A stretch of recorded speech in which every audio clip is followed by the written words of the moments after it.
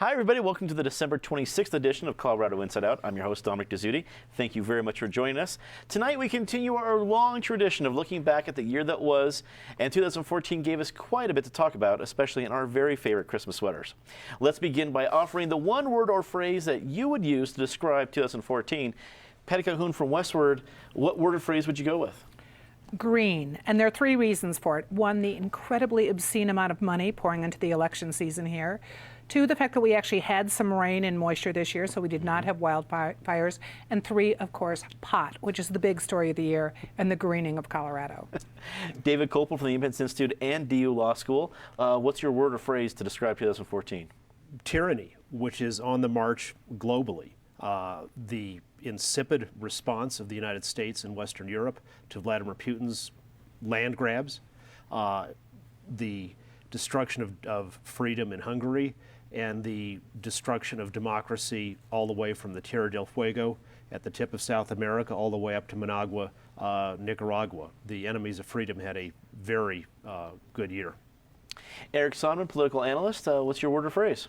I'd go with unsettled, partially because of the sweaters we're all wearing, but I think it's been a very unsettling year. I don't think you could have sat around here at the first of the year and thought that Vladimir Putin would do what he would do, that we would have the Ebola crisis that we experienced, the police protests, that ISIS would be, no one had heard of ISIS a year ago, and that Democrats, only 6 years after President Obama's election, would have congressional delegations that rivaled their numbers in the 1920s. An unsettling year in a number of respects. Penn Tate, longtime state lawmaker and attorney with Greenberg Traurig. Your word or phrase to describe 2014? I would probably go with exhausting for a number of reasons. The political campaign season this year was exhausting. The barrage of ads that had you questioning who was running, even when you knew people personally, that you never recognized them again. I think David's point is good in terms of how unsettled and exhausting foreign affairs have been. For the first time to have taped beheadings of U.S. citizens was a very disturbing and unsettling situation. And the fact that we're still dealing with a number of issues internally with regard to excessive use of force by people who are hired to serve and protect. The 2014 election in Colorado started early in the year and lost little steam as we approached November. The U.S. Senate campaign revolved around women's issues, and that laser focus seemed to help Cory Gardner pull off the upset of Mark Udall. John Hickenlooper retained the governor's seat after a close battle with Bob O'Prey that took its own odd twists and turns. And the race everyone thought would be a close call ended up being a blowout as Mike Kaufman defeated Andrew Romanoff by 9 points in the 6th Congressional District. But the race included Colorado's first televised debate in Spanish. Patty, election 2014, we could do 3 hours on that, but what stood out for you as the story? How much things changed. You think about it, at this time last year, the big stories we were talking about were the recall elections and the fact that counties had not seceded from Colorado. Those were the big political stories in 2013.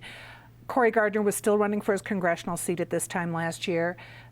Ken Buck was going to be running against Mark Udall. So we went into 2014 having no idea that all of a sudden you'd get that Cory Gardner switch over to run for the Senate. No one certainly thought that Bob Beaupre, we'd be seeing him again running for governor 8 years after he lost to Bill Ritter. And it just changed the tenor of the whole time, the whole election. In the governor's case, you didn't get the opportunity to see some younger, newer Republicans take on John Hickenlooper. Cory Gardner, you also saw what happens when you get a young, energetic Republican going up against someone who'd maybe been in Washington too long and didn't seem like he really wanted to win again. And that happened with Mark Udall. the Hickenlooper race ultimately was not as close as we all thought it was going to be. He had 1 million votes. He won by more than Cory Gardner beat Mark Udall, but it was still a crazy campaign season with all the switches that went on. And the worst part of the campaign season were the ads, as Penn talked about, and the obscene amount of money that paid for those ads. And if there's anything we can do so that Colorado does not go through that again 2 years from now, I'm all for it. It almost seems that we're destined to have even more money, seeing how 2014 was a pretty tight race around here. David, what stood out for you as the story that you remember as you think about the election of 2014? Well, I think one interesting thing was revealed by a poll that came out in December from Magellan Strategies, focusing on unaffiliated women. Cory Gardner was very close with Mark Udall on that. He only lost unaffiliated women by 1%, whereas Bob Beaupre lost unaffiliated women to Hickenlooper by 18%. Wow. And I think they're 14% of the electorate. And so you can almost, that's enough to change the result right there. And I think it for what it means going forward is you have a better chance of being a successful candidate if you are, like Ronald Reagan, even if you're taking very strong views on one side or the other, you have a happy style.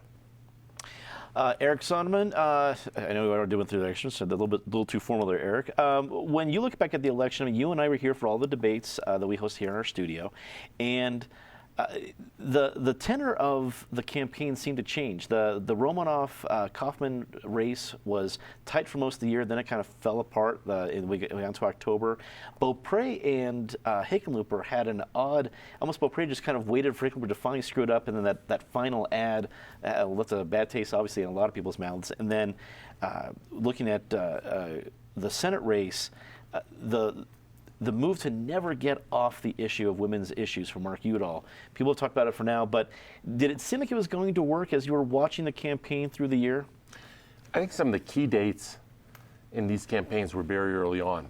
The seminal date, to my mind, in the Colorado political season was back in March. I don't remember the exact day, when Cory Gardner, who everyone thought was a safe, cautious politician who was going to hold that congressional seat as long as he wanted to hold it, a safe seat, when he decided to risk it all and run for the U.S. Senate. That was not only a seminal date in my mind because all of a sudden it threw Mark Udall's prospects into far more jeopardy than they had been in, but it told you that Cory Gardner, as this cautious, calculating guy, was getting advice from his consultants, from high-level people in Washington, that if he wanted to move up in his political lifetime, this was the year. That the wave, you couldn't predict the wave, but that the ground was ripe for that kind of a wave.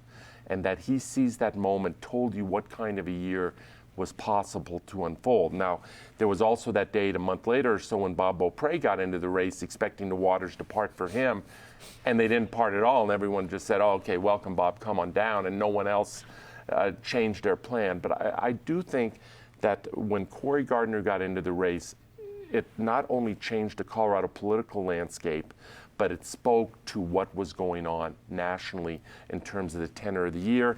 Quickly, as to Patty's wish for something different than all these ads and all this money 2 years from now, no, because of Cory Gardner's win. The real net effect of Cory Gardner's win was not only one seat swing in the U.S. Senate, it put Republicans back in the game in Colorado. If they had not won that seat, this would be regarded as a rather reliably blue state. Now we are indeed purple, as we've been for the last 10 years or so, and so you get to see much more of these ads, and Colorado remains the focal point that it's been.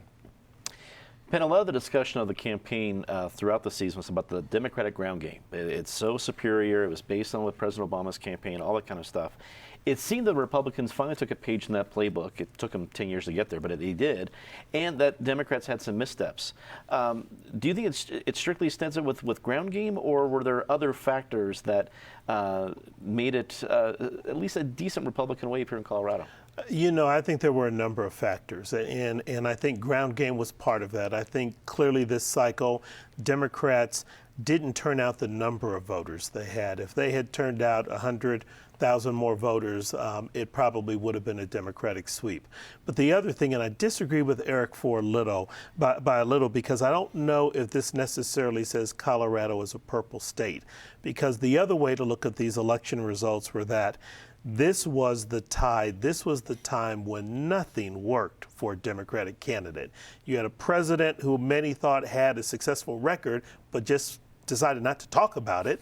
And so all of the Democratic candidates were running away from him. If there was ever a time when Republicans had to put all their chips in the middle of the table and bet the House, this had to be the cycle. And if you lose, you go bust, and you probably aren't really a player at the table for a significant period of time. Republicans got some wins, but I think we can't overstate that. Democrats still control the state House. Democrats only lost the state Senate by 1 vote.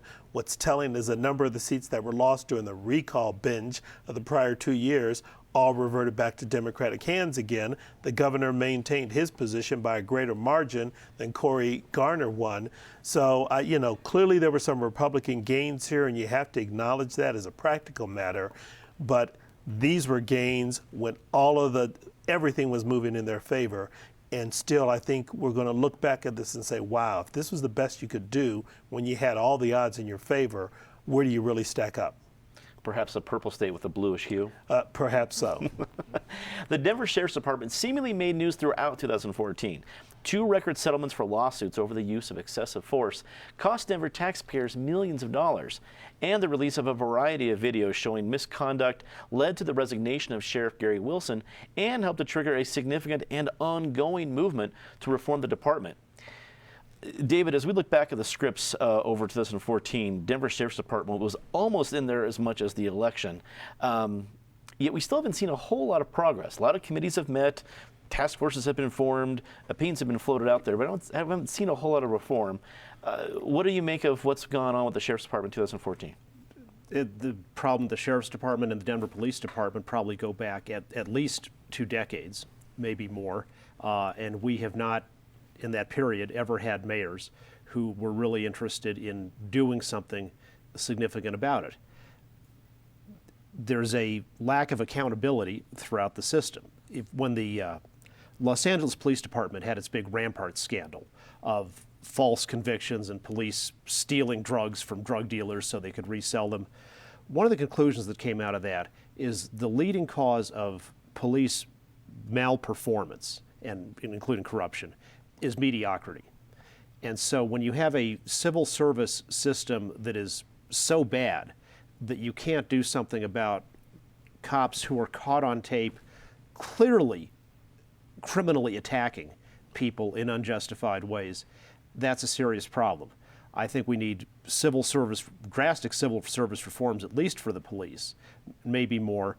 And you know, I will also say that if you look at the elected sheriffs throughout this state and you look at their firearms discharges of their deputies, you can go back a decade or more, you will find very few, in fact, I would say none, of cases of improper firearms discharges by the deputies of the elected sheriffs, and that's because there is a higher level of accountability through at-will employment for the deputies and through at-will employment for the sheriffs. You sometimes get sheriffs who do a bad job. The people have the ability to change that. I think the people in Denver need the ability to either elect the manager of public safety or the head of the police department or the sheriff, you know, whatever you do, but you need accountability, because when you just elect the mayor, the police and law enforcement is only one thing he does, so the responsibility and accountability are too diffused. We clearly see in practice. Eric, did you expect more reform and more action this year after everything we saw from the Sheriff's Department? Yes, I did. I thought it would move faster. I mean, Michael Hancock announced this task force, and the task force has been meeting, and they've hired some well-paid consultants, one from the West Coast, one from the East Coast. But there doesn't seem to be a commitment or a resoluteness to this about making a fast change. I think this is a product. You know, we talk in Congress about one-party districts or non-competitive districts. You see in Denver, and Michael Hancock's been a very able mayor in a number of other respects, But with respect to reforms in the police and sheriff's department, there's not a competitive race, and Michael Hancock knows that there's no serious candidate, or maybe there are a few people out there in the wings, but certainly no one who's emerged as a serious threat to him. So we're looking at a mayor's election here 5 or 6 months down the road, and there's no market kind of force, political market force, to push him to move faster. I find that disappointing. This is a local story. Clearly, over the last month or more, it has become a major national story. Not, thank God, not the Colorado-specific incidents that are at the center of the national news, but that's possible unless those reforms, both process and procedure and internal cultural reforms, happen. And it's not past tense. We just had a story this last week from the Denver jail, Denver Sheriff's Department, and I don't recall all the details or the name of the particular officer, but inappropriately and unnecessarily tasing a guy a couple of times. So these stories continue to persist and bubble up, and the response is not up to the moment. Ben, when you look back at 2014, the Sheriff's Department, I frankly think, my opinion is that Denver's been lucky that we haven't suffered an event that happened in Ferguson or Staten Island or Cleveland or Phoenix, mainly because you see some of the things, we have video of some of these terrible incidents. We've had millions of dollars go out in these settlements. Fortunately, Denver's been able to not have the kind of tragic turnout that we've had in these other cities, but it seems like we're dancing the razor's edge from the look at the past year. What do you think? No, clearly we are. I sort of chuckled when I read the topic here when it says the sheriffs have seemingly been in the news a lot. Yeah, more than seemingly. They have been the story. And I almost was about to say I agree with everything David said until we got into the elected versus appointed sheriff piece. But David raises, I think, the key point here, which is a caution to all of us in Denver. There is a culture that has existed in law enforcement for decades in this city. And I would dare say it's a culture in law enforcement throughout the country, being the nephew of 3 different police officers in different cities. What needs to happen in Denver very quickly, and I think Eric's also right in his observations in terms of reform coming slowly, you better move quickly, because dollars to donuts, there are far more incidents that are out there that are going to be uncovered, and the more the story repeats itself over and over and over again, the more significant the need for reform is going to be illustrated.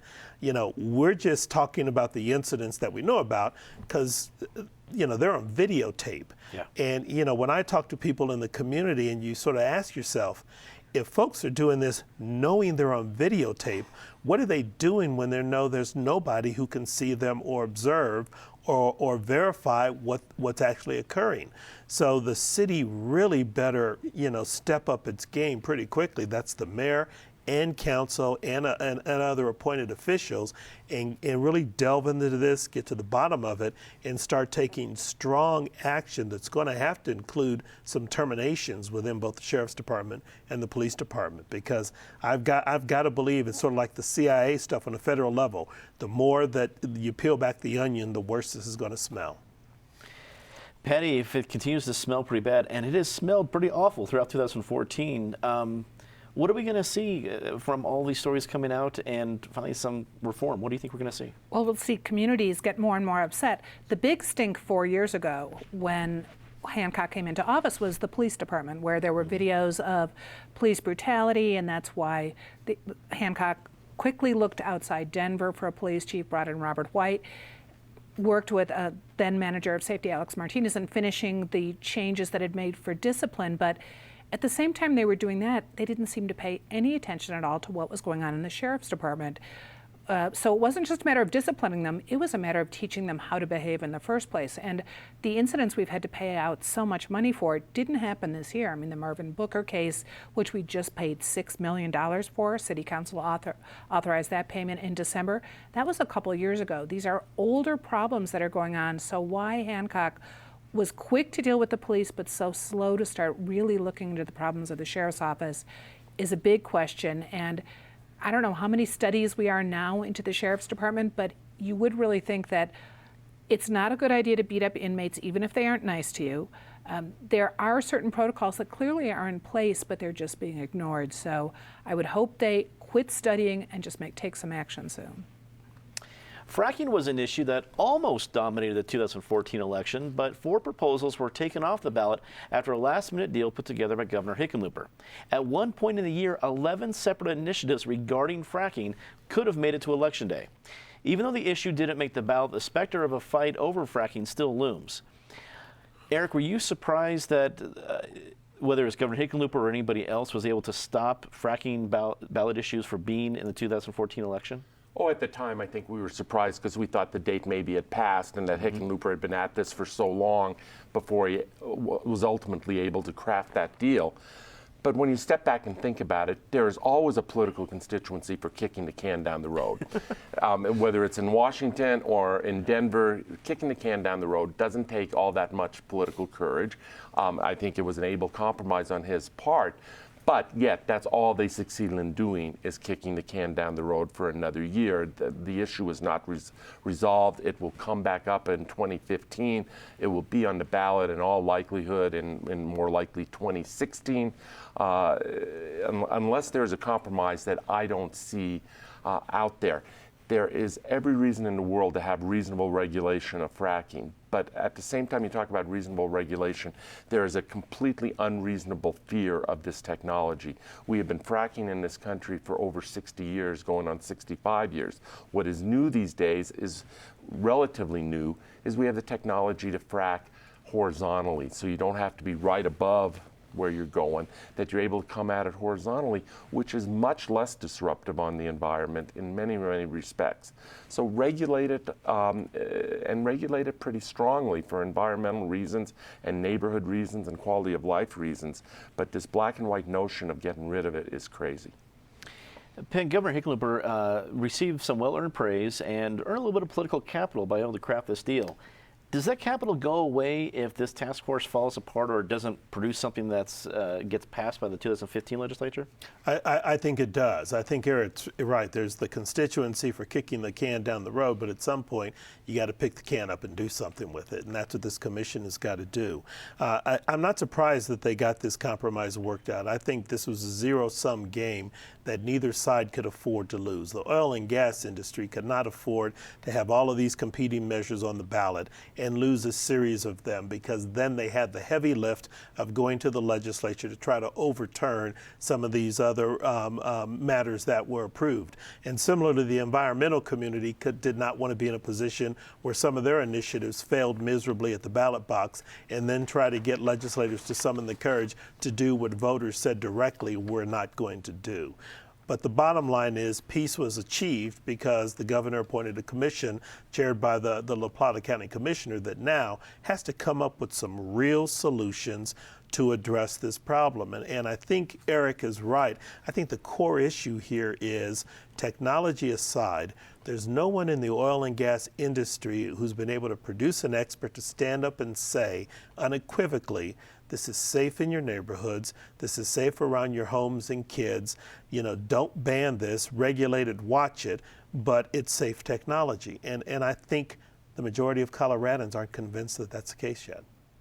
Patty, the player we haven't talked about is Jared Polis. I mean, one of the reasons that these were maybe going towards the ballot is they had a lot of money back from Jared Polis. Did Governor Hickenlooper not only save the election, at least for Democrats in this issue, but also help Jared Polis to save himself?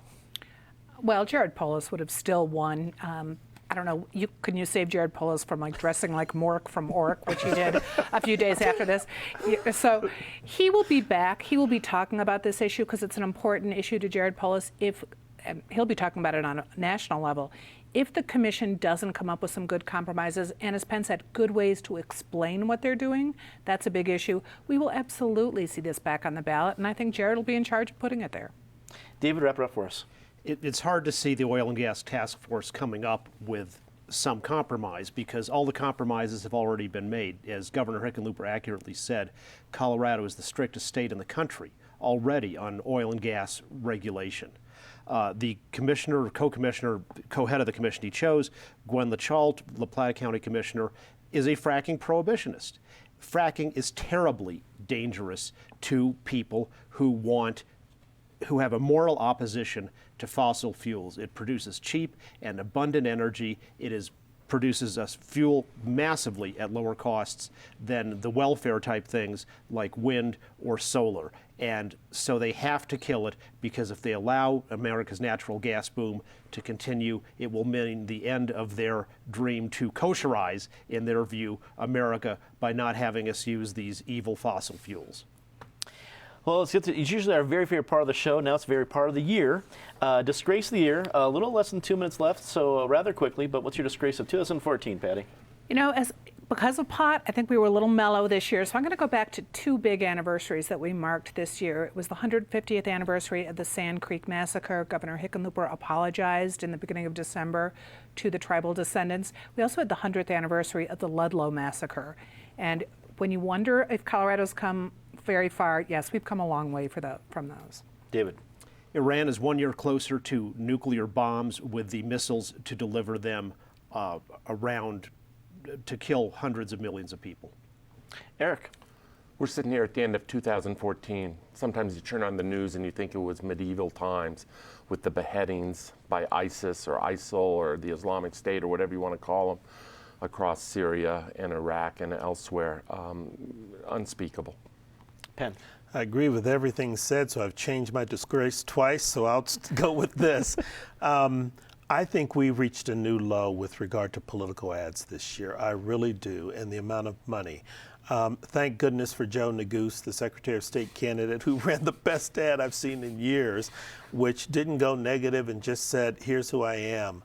But I'm disturbed about the trend. That's just seems to be escalating. I will second that wholeheartedly. Say something nice about somebody for the year, Patty? I'm going to say something nice about Mother Nature, who I think was my disgrace last year. At least Colorado did not have the huge fires. There are some areas of drought, but nothing like it's been before. Now if we just get some snow, we'll be doing fine. David. We still have free elections in this country, which is a thing that the majority of people in the world don't, so it should be greatly appreciated and celebrated. Eric. Well, related to my disgrace, 5 names.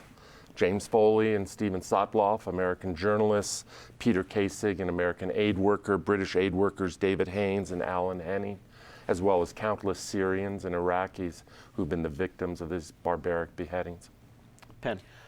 You know, I think it's for the American system of government in one respect. When we see what's happened around the country with the approval of same-gender marriages, I think it's just telling that so many federal courts in different parts of the country, with judges who were appointed both by Republican and Democratic presidents, ending up at the same place, that I think has sparked a movement and a trend. You know, you've got to just tell yourself, it may be making sausage, but there are times when we get it right. Well, I want to add to it as well. I want to thank all those viewers we talked to throughout the year in 2014 that watched our show, that watched our debate series, that get involved and want to hear this analysis. We're happy to do it, but the most important part of it, that we have people out there watching it and enjoying it. Even if it's not every issue you agree with, that's okay, as long as you're tuning in. We do appreciate it. That is all the time we have tonight. Thanks for tuning in. Be sure to tune in next week for a special Look Ahead episode as we take a look into our crystal balls to see what's coming in 2015. For everyone here at Channel 12, have a very happy New Year. I'm Dominic Dezzutti. Thanks for watching. Good night.